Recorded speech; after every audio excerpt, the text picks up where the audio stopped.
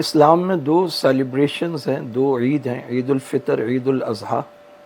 دونوں میں اللہ رب العزت کی حمد و ثنا ہے، تکبیرات ہیں، دو گانا نماز ہے۔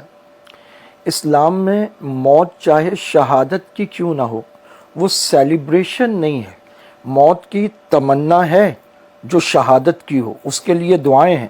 اللہم انی اسألک شہادتاً فی سبیلک، حضرت عمر کی دعا ہے۔ آپ صلی اللہ علیہ وسلم فرماتے ہیں لَوَدِدْتُ أَنْ أُقْتَلَ فِي سَبِيلِ اللَّهِ ثُمَّ أُحْيَا ثُمَّ أُقْتَلْ ثُمَّ أُحْيَا ثُمَّ أُقْتَلْ ثُمَّ أُحْيَا ثُمَّ أُقْتَلْ۔ تمام صحابہ، سارے مسلمان شہادت کی دعا کرتے ہیں، لیکن جنازہ کبھی بھی سیلیبریشن نہیں ہوتا۔ جنازے کے بارے میں حکم ہے کہ اسے فوراً ادا کیا جائے اور میت کو اس کی جگہ پر پہنچا دیا جائے۔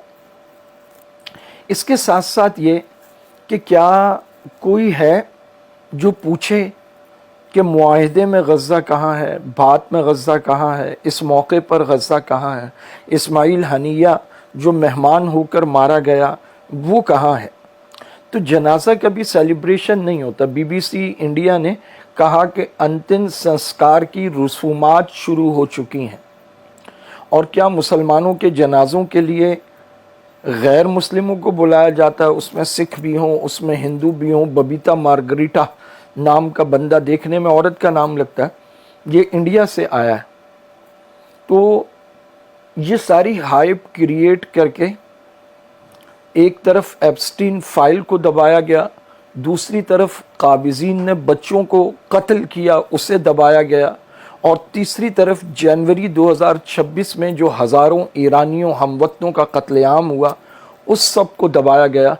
یہ سب چیزیں پیچھے چلی گئیں اور باقی چیزیں آگے آ گئیں۔ اور ہے نا مزے کی بات کہ جنگ ہوئی، لیکن جو بمباری غزہ پہ آپ نے دیکھی اور جو وحشیانہ بمباری آج لبنان پہ ہو رہی ہے، وہ بمباری کہیں اور نہیں دیکھی گئی۔ وہ امریکہ جس نے ہیروشیما اور ناگاساکی میں ایٹم بم گرا دیا تھا اپنی ناک بچانے کے لیے، وہ آج ہرجانے ادا کرتا پھر رہا ہے۔ سیز فائر تو غزہ میں بھی ہوا۔ کسی نے پوچھا کہ یہ جو تم نے 70,000 مار دیے، ان کے ہرجانے، ان کا خون بہا، ان کی دیت کہاں ہے؟ یہ بڑی عجیب جنگ تھی جس میں پورے خلیج کا باپ بنا دیا گیا مجوسیوں کو۔ یہ بڑی عجیب جنگ ہے جس میں اربوں ڈالر ریلیز کرنے کی بات ہو رہی ہے۔ یہ بڑی عجیب جنگ ہے جس میں جس آبنائے ہرمز کو کھلوانا تھا وہاں ٹیکس نافذ کرنے کی آزادی دی جا رہی ہے۔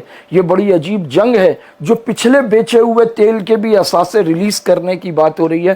امت مسلمہ اگر سمجھنا چاہے تو اس کے لیے بہت سی نشانیاں ہیں، اور اگر کوئی آنکھ بند کر لینا چاہے اور اپنی دماغ کی بندش پہ مہر لگا دینا چاہے تو اس کا پھر کیا کر سکتے ہیں؟ للعاقل یکفیہ الاشارہ وللجاہل لا تکفیہ المنارہ۔